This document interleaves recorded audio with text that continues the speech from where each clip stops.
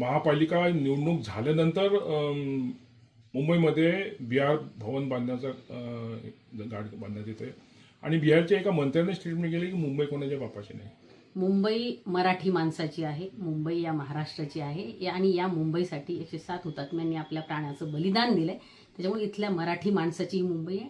असं कोणीही कितीही स्टेटमेंट केले तरीही ते मुंबई महाराष्ट्रापासून तोडू शकणार नाही. आणि हाच लढा होता ज्यासाठी आज आदरणीय उद्धव ठाकरे साहेब आणि राज ठाकरे साहेब हे एकत्र आले. बिहार भवन बांधण्याची मागणी करण्याची हिंमत या लोकांची का झाली? कारण आज आमच्या महाराष्ट्रामध्ये जी लोक सत्तेत आहेत ती लोक हे बोलण्यासाठी त्यांना कुठल्याही प्रकारे अडवणूक करत नाहीत किंवा ती लोक आज कुठल्याही प्रकारे त्याला उत्तर देत नाही, इतकी लाचार झालेली आहे. जर एखादा बिहारचा मंत्री त्या ठिकाणी येऊन अशी मागणी करत असेल तर सत्ताधाऱ्यांनी मागणी करायला हवी होती, मुख्यमंत्र्यांनी मागणी करायला हवी होती की बिहारच्या राजधानीत आम्हाला जागा द्या, आम्हाला त्या ठिकाणी महाराष्ट्र भवन बांधायचं. का ही लोक बोलत नाही? एक ते भगतसिंग कोश्यारीचे